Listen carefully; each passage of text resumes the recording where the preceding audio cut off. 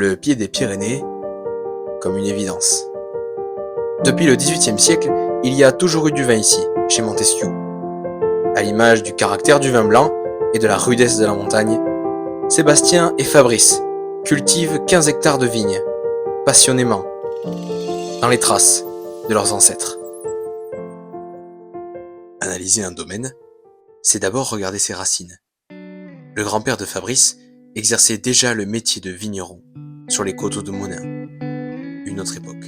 À l'époque, c'était plutôt des domaines en polyculture, c'est-à-dire qu'ils ne se produisaient pas que de la vigne.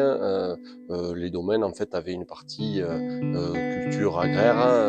On va dire que mon père est plutôt un bâtisseur, c'est-à-dire que lui, en plus de la culture de la vigne, il a apporté un certain nombre d'aménagements du domaine.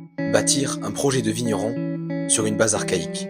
C'est vrai que tailler, épamprer, effeuiller, vendanger, palisser, ces activités sont indispensables. Mais comment amener de l'innovation dans un métier si fermé? Le passage en bio, en fait, ça fait très longtemps que nous, philosophiquement, on voulait y passer.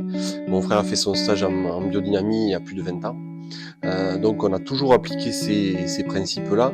Simplement, tu enlèves toute la chimie. Et nous, en fait, notre boulot de vigneron, c'est de limiter la concurrence de l'herbe et la pousse de l'herbe via le rotofil.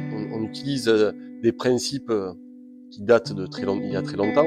On remet des brebis dans les vignes l'hiver qui vont nous tondre l'herbe.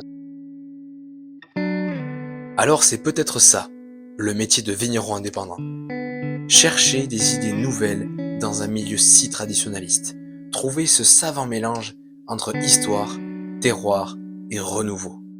L'innovation, ça a été la progression de la gamme. Aujourd'hui, on a 3 jurançons secs, on a 3 jurançons moelleux. Donc, on a fait rentrer des cuvées d'effervescents avec des cuvées de bulles. Le futur, c'est bien, mais así que parlan viernes. Alors un vigneron, c'est aussi ça.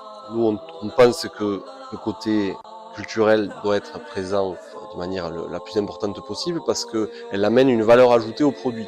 Quand on ouvre une bouteille de vin, derrière, on a une histoire, on a un endroit, on a un climat, on a les Pyrénées, on a une culture, des gens qui sont fiers de ce qu'ils font. Et donc cette culture, nous, on la transmet à nos enfants.